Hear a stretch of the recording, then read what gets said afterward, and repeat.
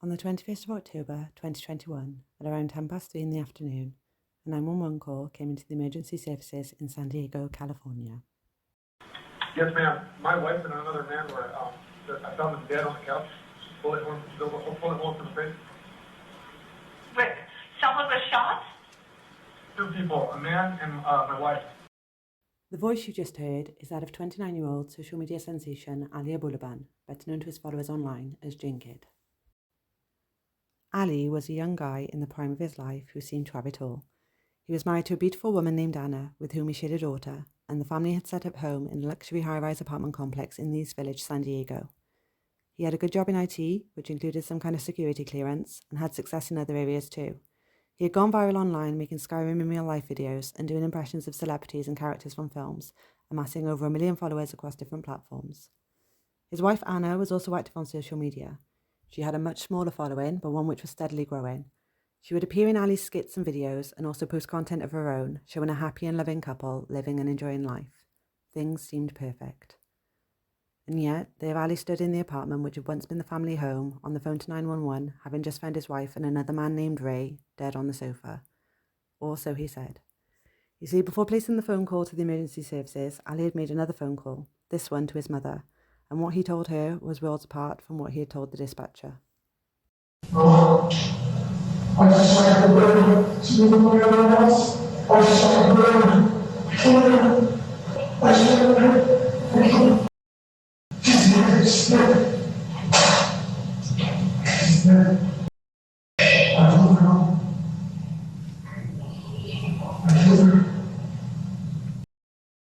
So what on earth happened here? What were the events leading up to the day when two people tragically lost their lives and another ruined his? To find out, we need to go back to the beginning. Before we do, however, I would just like to take a second to welcome you to the channel, KC True Crime. I'll be your host, you can call me KC, and here we'll be looking at different true crime cases, both solved and unsolved.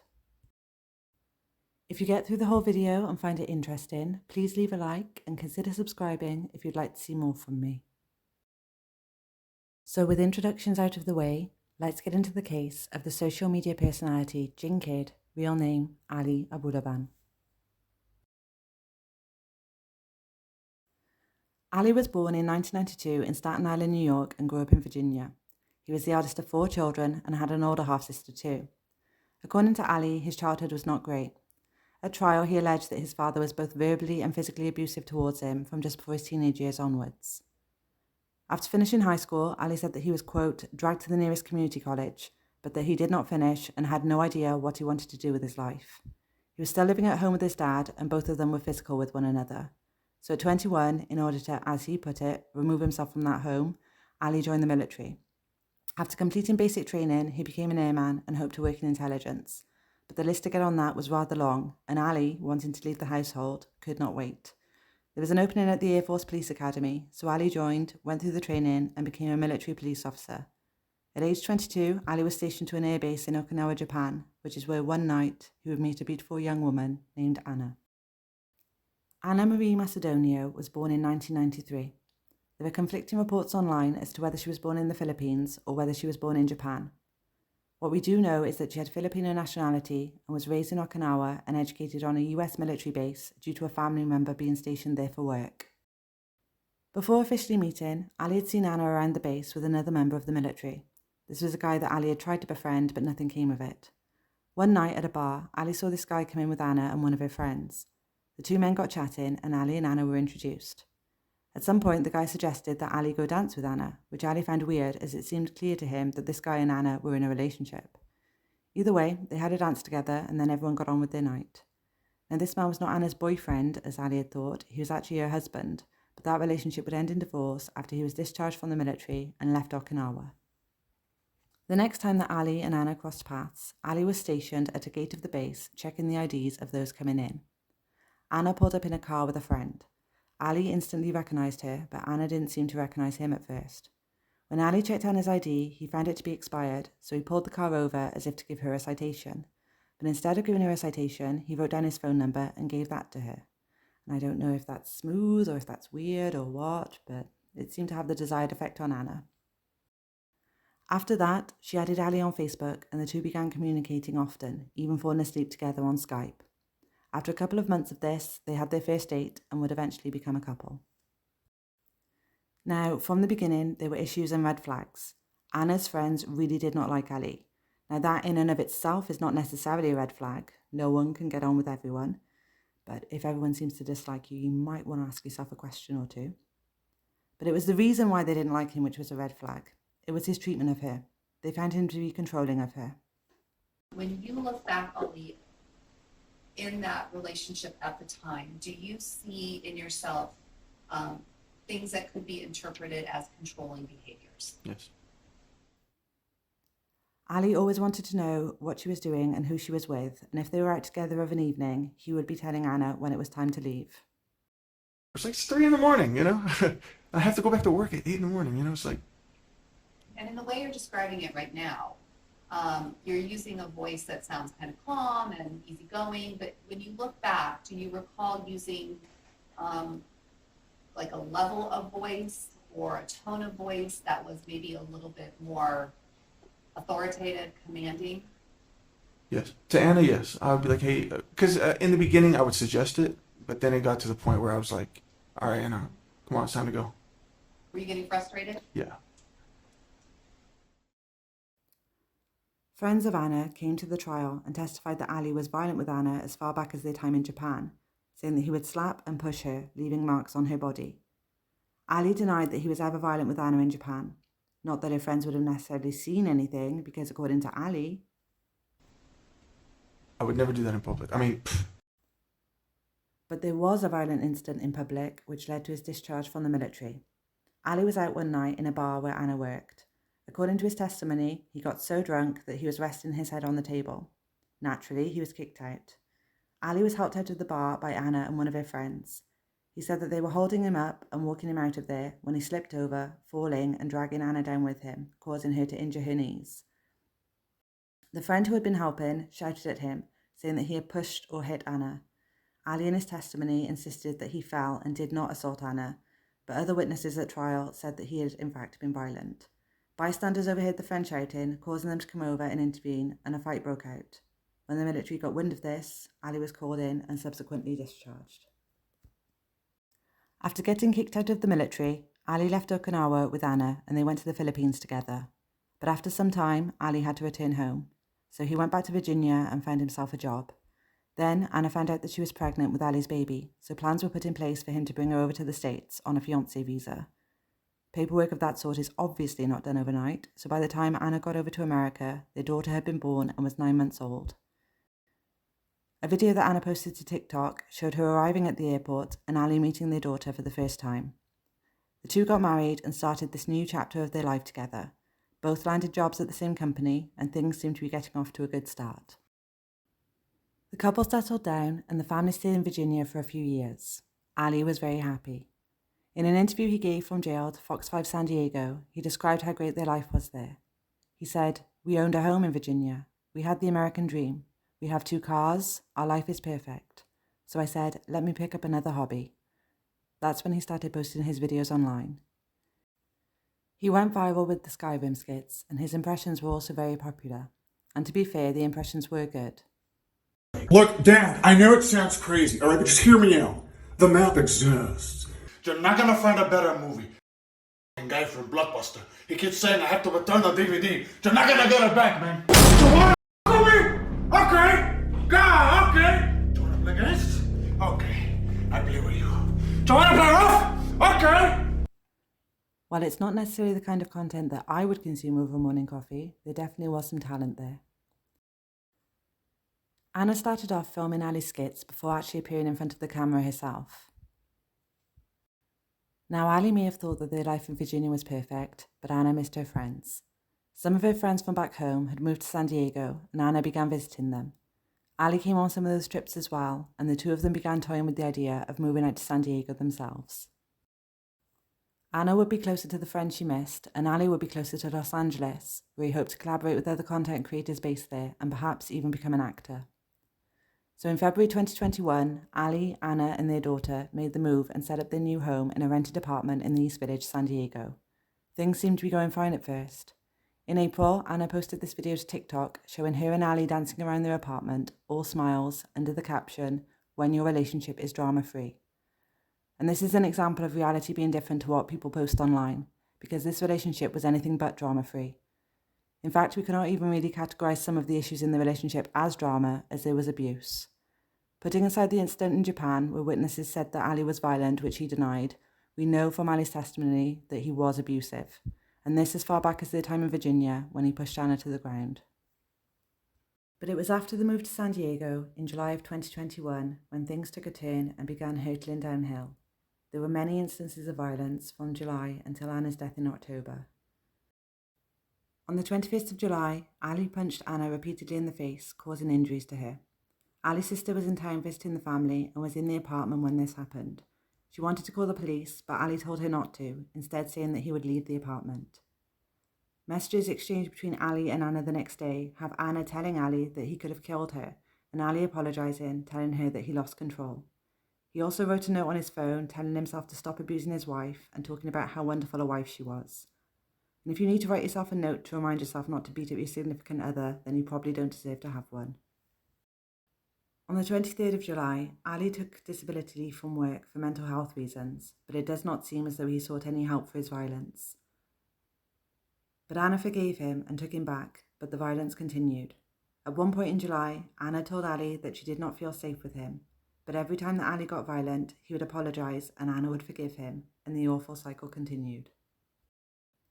In August, there was another argument, so Anna called a friend to come and pick her up. According to her friend, Anna was scared.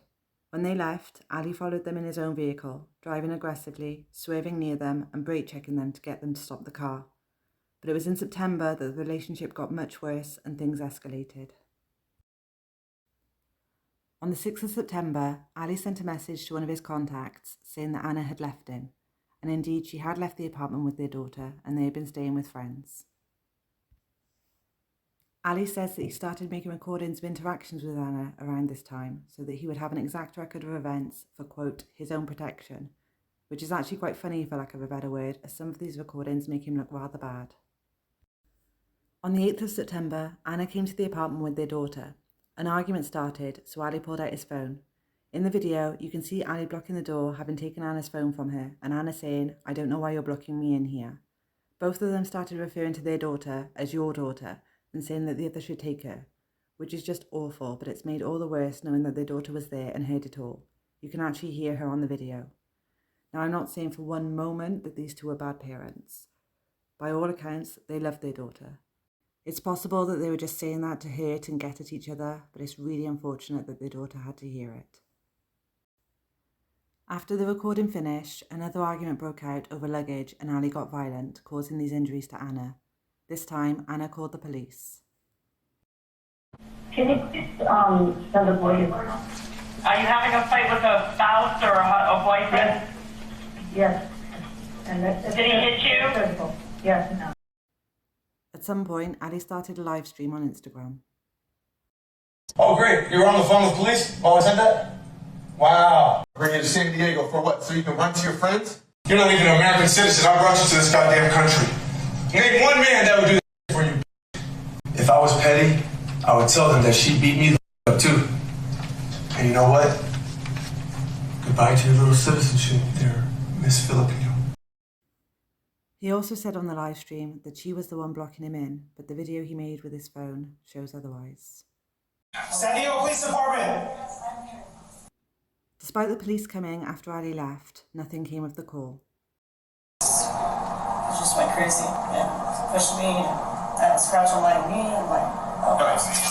Scratch on your right knee and now you got a scratch. Okay. And I tried to fight him so he probably had scratches. Ali came back to the apartment and they continued living together. Not even a week later, another argument broke out where Ali once again took Anna's phone. She ended up running to the neighbour's apartment in a state of undress, banging on the door and asking to use his phone to call the police. But she did not actually call the police, and later friends came to pick Anna and their daughter up. On the 15th of September, Anna and their daughter left the apartment and went to stay with one of Anna's friends. This living arrangement would last just over a month. That same day, Ali met a woman on the elevator of the apartment complex and the two got chatting. At some point, he tapped his nose, asking if she partook of a certain white substance. It is worth mentioning at this point that both Ali and Anna did that, and quite often. And where Anna was more of a casual user, doing it socially at parties, Ali fell into a full-blown addiction. That neighbour from the elevator said that she did partake, so Ali invited her back to the apartment and the two engaged in sexual activity, on the same day that his wife and child left the family home. Now, I really don't want to come off as judging, but that's just mad. Now, even though Anna and their daughter had once again left the apartment, it seems that the couple did not consider themselves as separated at this point, and both Ali and Anna would categorise this encounter as Ali having cheated when everything came out. On the 21st of September, Ali reached out to Anna for them to hang out. Ali picked her up and they went back to the apartment. When they got there, an argument started, so Anna left. So Ali decided that the best thing to do would be to send Anna a message saying that he was going to contact a girl on another floor that he had been talking to. So Anna came back to confront him and Ali started a recording. Anna can be heard saying, "You're still on dope, aren't you? Recording me 24/7 because you think I'm going to do something to you, but I'm not doing anything to you." Ali, by his own testimony, was trying to get a reaction out of Anna, saying things like, "I knew that I stopped loving you when I stopped giving a if another man touches you." And this was apparently a pattern of behaviour where Ali would say mean and hurtful things to Anna, then call her in the middle of the night, crying, telling her how much he loved her. Anna can be heard saying that they are no good for each other anymore and that he is the love of her life, but that she wanted to forget about him if that's what it was going to take for her to be happy again. By this point, both were very emotional, and the recording culminates with her telling him to love her, and the two had sex. Anna ended up spending the night with Ali at the apartment, and the next morning, things seemed like they would be getting back on track. But of course, Ali had let the cat out of the bag about him sleeping with the neighbour the week prior, and he tried to walk that back, saying that it never happened. Ali contacted the neighbour, saying that Anna had found out, leaving out that he had been the one to tell her, and asked her to lie about what happened if Anna contacted her, which the neighbour did at first, but at Anna's insistence, she did admit that the encounter was sexual. After finding out about this, Anna told Ali that the relationship was over, and this time it seems that she meant it. But Ali would not accept it and tried to manipulate her into coming to see him. On the 26th of September, he sent Anna a photo of a broken leg, claiming that it was his, hoping that that would make her come over. It didn't. The next day, Anna sent Ali a message which was very clear. It read, "Ali, I cannot look or touch you the same anymore. I still love you, but I can't do this with you anymore. I want to work out as parents and for us to be mutual and not fight about anything. I'm sorry, Ali. Maybe to you it was a mistake, but to me it was the last straw." Anna was done and she meant it. On the 21st of September recording, Anna had said, "You have hurt me on multiple occasions and I always come back." But this time, she was not coming back. In his desperation, Ali contacted a cousin on the 1st of October and asked him to call Anna. He wanted him to pretend to be a restaurant employee who had found a debit card with an illegible name at Anna's table. The idea was that she would give the names of those she was with to compare with the non-existent card so that Ali could find out who she was with. The cousin refused to do that. During this exchange, Ali told his cousin, "I'll kill him," referring to any man that Anna might be with. Anna remained steadfast in her decision. On the 4th of October, she told Ali via message that she and their daughter were not coming home. On the 5th of October, she told Ali that he was not her man, and on the 6th of October, she said, "I'm literally telling you to move on." Ali would send Anna really nasty messages and voice notes. Your little girlfriends wish they had a guy like me. They wish they had a guy like me. I am the best man you ever met, and you're the dumbest I ever devoted my life to. You are the dumbest we never had a kid together because of how stupid you are. You're my woman. I brought you to this guy. You should be sucking my kissing my feet. Who the do you think you are? I'm a god. I'm a sexy motherfucker. I'm a celebrity. You think you have the right to deny me sex for a month? Why the I need you? Ali was very uncomfortable when these messages were played in court and told his attorney to turn the recording off. Many times in October, Anna told Ali that she was scared of him, and you can't really blame her after hearing those voice notes. Now, I think that this is a good time to talk about Ray, who was the other victim in this story. There is not much about him online, but he was born in 1992 and was 29 at the time he was killed. He seems to have first crossed paths with Anna and Ali in 2020 during one of the couple's trips to San Diego. At a gathering, he is reported to have told Ali that Ali was lucky to have Anna, which Ali took as Ray saying that he wanted to get with her. Ray and Anna did eventually become intimately involved, but not until after the couple's final separation in September. We know this from a text exchange between Anna and Ray on the 1st of October, where Anna said that she could still smell him on her, and when Ray asked what that smelled like, Anna said, good sex. So the separation came on the 23rd of September, and by the 1st of October, Anna started seeing Ray. Now, is a week a short amount of time to start seeing someone new? Possibly. Did they deserve to die for it? Absolutely not. By mid-October, Ali was still in denial about the state of their relationship, but on the 14th of October, he had a flirty exchange with a woman, which, whatever, they separated. But this clip from the trial is very interesting. Right. You were flirting with this woman on Instagram, correct? I was, yes. Okay. And that's okay for you to do, but not Anna, right? Anna's free to do what she wants to do. Oh, she is. So she was free to see Ray. No, she wasn't. On the 15th of October, he told Anna that he hoped that she and Ray would enjoy each other. The next day, Anna arranged for Ali to do an activity with her and their daughter, which Ali interpreted as Anna wanting to be with him. But she was just making sure that Ali could still have contact with his daughter. As she had told him via message, "You are still her dad, but that's as far as I go." On the 17th of October, Ali, Anna and their daughter met up for an 8 p.m. dinner reservation. By 9 p.m, an argument had broken out in the car. Ali started recording it, and Anna can be heard saying, "I do not want to be married to you." Ali refused to leave the car, so Anna said she would call the police. Ali then, once again, punched Anna in the face, causing this injury, and left. By 10:30 p.m, he was back at the apartment, searching for how to plant a listening device. On the 18th of October, Ali offered to move out of the apartment so that Anna and their daughter could move back in. After over a month of staying at a friend's place, Anna happily accepted. Ali moved out that day and checked into a hotel in the Mission Bay area of San Diego, which was about 15 minutes away from the apartment. 3 days later, Anna would be dead. Unbeknownst to Ali, on the 20th of October, Anna spoke to the property manager of the apartment complex, inquiring about how to get someone off the apartment lease. Ali, for his part, was making preparations for a trip he was due to make to LA the next day. That night, Ali did not sleep and stayed up thinking and repeatedly powdering his nose. At around 5 a.m. on the 21st, he sent Anna a video message. I get it. And I'm so sorry. I really am so sorry for what I'm putting you through. I do very much love you. And I'm sorry. I'm sorry for all this. Ali decided that he wanted to do something nice for Anna and his daughter before leaving. So at 7:20 that morning, he made an order for groceries to be delivered to the apartment. He also included a bouquet of red roses in the order as a romantic gesture. At 7:50, Anna messaged Ali saying that she had watched the video and that she was glad that he finally understood. About 45 minutes later, Ali received a notification that the groceries had been delivered. He was expecting to receive a message from Anna and was eager to see what her reaction would be to the roses. She doesn't text me. I'm not getting anything. So I thought that was strange. So I texted her first. I said, "Hey, is everything okay?" She immediately responded, "Hey, got food, thanks." And that really caught me off guard because it's very dismissive, it's very short. She did say thank you, but she didn't acknowledge the whole, she didn't acknowledge the roses.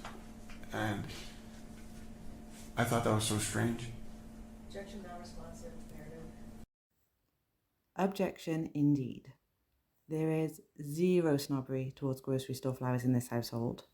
I got these beauties from the grocery store. They were inexpensive and I think they brighten up the room lovely. But one cannot expect to lob some roses in with an order of bread and milk and have all be forgiven. Anna's lack of response to the roses led Ali to think that she was, quote, being shady, so he decided to go and talk to her before leaving for LA.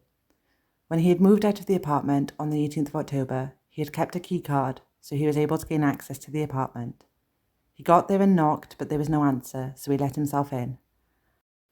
Anna had left the apartment at 20 to 9 to take their daughter to school. Ali arrived at 9:15. He texted Anna, asking her what she was doing, and she said, "I'm at home, stupid." But he was in the home and knew she wasn't, which, quote, set him off. He began to trash the apartment and to throw Anna's things down the garbage chute in the floor's hallway. Before entering the apartment, Ali had started a recording on which he can be heard throwing things and shouting that she was cheating on him. Cheating on me? She blocked me? You blocked your husband? You cheating on me? At some point, Ali got hold of his daughter's iPad, activated Discord on it, and hid it behind the bed of the master bedroom in order to be able to listen in remotely and to catch Anna having sex. He left the apartment at just before 10 a.m. and went back to his hotel to sleep.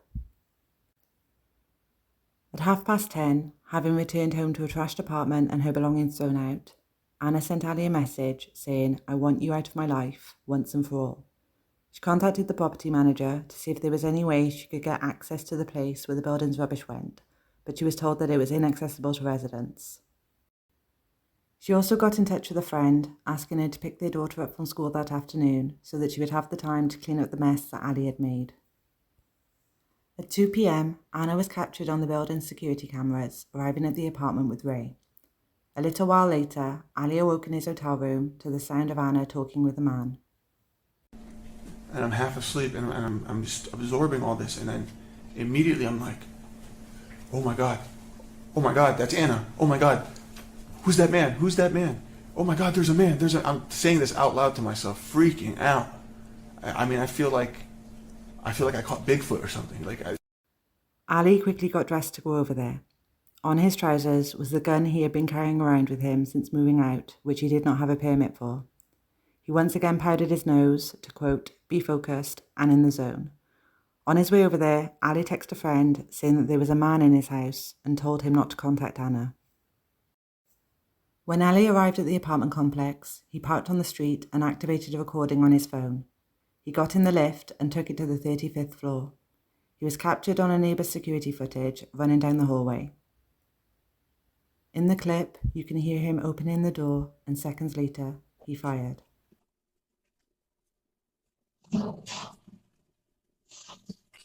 Ray was shot 3 times in the head and neck, and Anna was shot once in the forehead. Both died instantly. Ali Abulaban was 28 years old, and Rayburn Barron was 29 years old. They were taken completely by surprise and had no time or opportunity to defend themselves. Ali walked out of the apartment and shut the door, and can be heard on the neighbour's surveillance going back in and calling out Anna's name.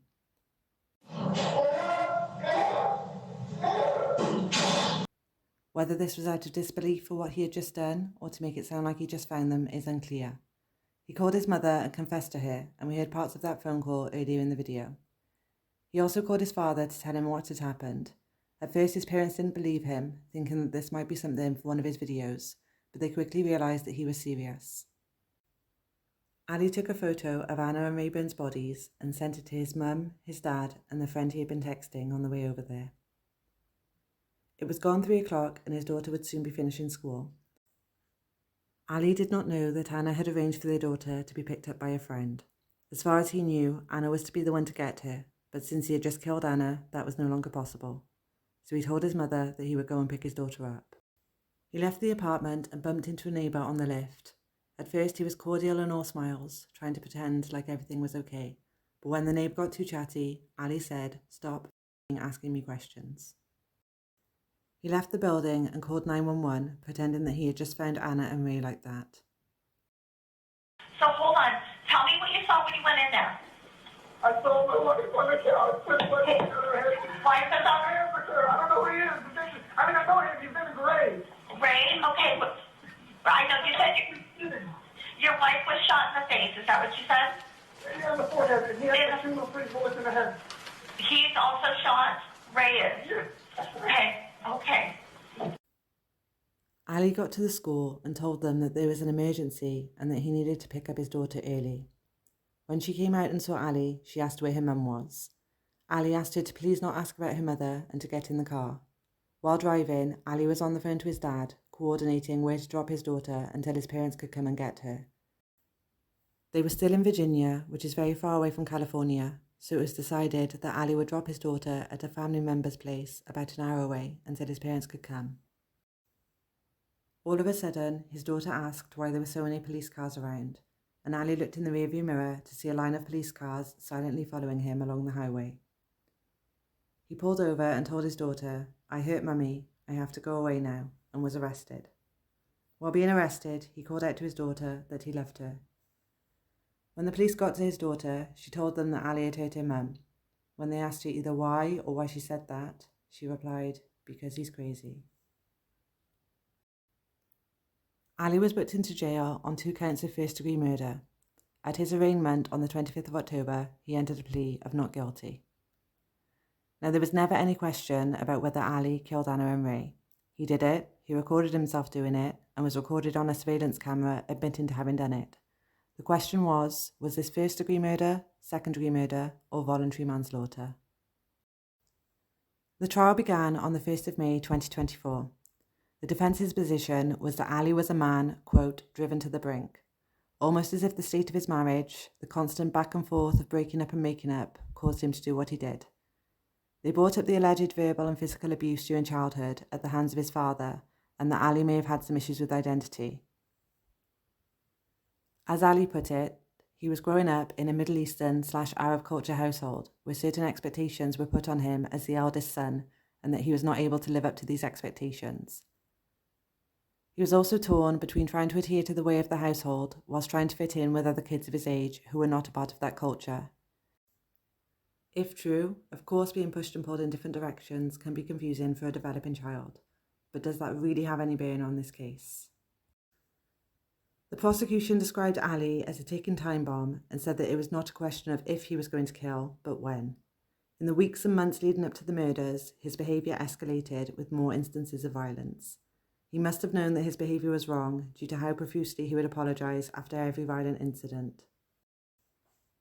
Ali had gained some online fame and notoriety from his videos, and well done him. Seriously, 1 million followers is not to be sniffed at, but it seems that the success he had was going to his head. Witnesses at trial testified that Ali would brag about his success and the fact that he was verified on social media, almost as if he was better than other people because of that. His favourite character to do was Tony Montana from Scarface. For those unfamiliar, the character of Tony Montana is a shouty and violent drug kingpin and is widely regarded as one of the greatest film villains of all time. Over time, it was almost like Ali was morphing into the character. At a preliminary hearing in January 2022, he had this angry outburst. You think I wanted this? All right, fuck you, I wanted this! Mr. Boulevard, Mr. Boulevard, I need you to stop. My life is destroyed! Mr. Boulevard, I need you to stop. Mr. Boulevard, I need you to stop. Sounds a fair bit like his favourite character. And there was this video that he sent to Anna a short time before the shooting. You can't even do one thing that you tell me you're gonna do. You ignore me. It's 7 p.m. You're ignoring me. You're at the gym. I want to know what's going on. Talk to me. Respond to my texts. I give you 7 texts. You're not responding. You're not answering my calls. You said you're not going out tonight. You lie to me all the time. You lie to me all the time. And I try to be nice to you and you lie. You don't let me talk to my daughter. Are you with another man? Just let me know so I can leave. Let me know. Are you with another man? Just own up to it. I will not tell anybody. I just need to know because there's no way that you're not you. With the way that you've been treating me. Now, I'm no expert on American accents, but it sounds a little bit New York gangstery to me. 3 days before the killings, after he had moved out, Ali went out with one of his cousins and pulled out a bag of the white stuff in the car. Right, you took out a bag of and you said, "I'm Jinnkid, I can do whatever I want." That was a joking response to Louis said, "Put that away, the cops are going to see it." And I said, "I'm Jinnkid, I can do whatever I want." I mean, Because you thought you could do whatever you wanted, right? I was a little over my head, you know. Ali and his defence team offered his drug use and unstable relationship with Anna as reasons for his actions and tried to use the alleged childhood abuse as a mitigating factor. The jury retired to deliberate on the 24th of May 2024, and on the 29th of May, Ali was found guilty of 2 counts of first-degree murder. Verdict. We, the jury in the above entitled cause, find the defendant, Ali Abulaban, guilty of the crime of murder in the first degree. Cheers were heard in the courtroom as the verdict was read. Sentencing was set for the end of June, but ended up getting postponed until September so the defence could hire a prison consultant to get Ali prepared for prison. On the 6th of September, the sentencing hearing got underway. Prior to the sentencing, during the victim impact statements, Ali got into a shouting match with Anna's sister, who was naturally full of anger towards the man who had killed her sister. As the judge began to pronounce the sentence, you could see Ali saying, "You fucking kidding me," to his lawyer in response to the judge's words. Ultimately, Ali was sentenced to life without the possibility of parole, plus 50 years for the use of a gun to commit the murders. The gallery cheered, and this was his reaction. The bottom line here is he will die in prison. He will never be a free man. He will take his last breath there. In this, please. This was a toxic mess of a relationship, and far from the happy and loving relationship that both portrayed online. Both exhibited jealous behaviour. There was testimony about Anna getting into Ali's phone in Virginia and of her accusing him of cheating. Ali was constantly accusing Anna of cheating and was very possessive of her. It's almost as though he thought of her as a possession rather than a partner. In those audio recordings we heard, he was saying that she was his woman and that she had no right to deny him sex. In the argument on the 15th of September, he said to her, "You don't want to f*** me? I have no use for you." This is the woman whom he described as the love of his life, with whom he had been for 7 years and married for 5, and he was able to tell her that if there was no sex, she was useless to him. It's just gross. Both would engage in petty arguments and name-calling, but Ali was the one who took things to the next level by being physically violent. And after so much toxic back and forth of breaking up and making up, it seemed that after Ali's encounter with the neighbour, Anna had finally had enough. And that was absolutely her right. Just because she had taken him back so many times before did not mean that she was obligated to do so once again, and I think that goes without saying. She told him so many times that she did not want to be with him anymore. She wanted to get a restraining order against him, but Ali talked her out of it, afraid that that would affect his security clearance at work. She wanted a divorce, for them to co-parent and to move on, but Ali wanted to stay together. Who knows, perhaps in the future they would have got back together, like they had done so many times before, both having had an extramarital encounter and moved on from it. Although it is doubtful, as Anna told Ali in a message on the 4th of October, "I love you, Ali, but I'm not in love with you. I lost all that in the past few months because of how much you've been putting me through. The guy I love is in there somewhere. I just lost him." They say that the most dangerous time for a victim of domestic violence is when they are trying to leave, and that is shown in this case. Anna had got Ali out of the apartment, but he had kept a key card. He let himself in and set up a makeshift listening device to spy on Anna while she was at home. When he heard her talking with another man in the apartment, he raced over there, armed with a gun, and then instantly fired on Anna and Ray when he opened the door. He had plenty of time on the 15-minute drive from the hotel to the apartment to stop, calm himself down, and think about what he was doing. He said at trial that he did not go there with the intention to kill them, and that he found himself shooting and that he couldn't stop. Whether he went there to kill them or not, that is ultimately what he did. And that shows that he is either someone with murderous intent within him, or someone who lacks self-control to such an extent as to be a danger to society. As the judge said, Ali will never again be a free man. Anna and Ray's family and friends will have to go through life without their loved one, and Ali and Anna's daughter will grow up without either parent due to the deplorable actions of her father. So that was the case of Ali Abulaban, husband, father, TikToker, and convicted double murderer. If you made it to this side of the video, thank you for watching, and I hope that you found it interesting. If you did, please leave a like, comment, and subscribe. I'm hoping to get another video out very shortly. So have a good day, stay safe, and I'll catch you in the next one.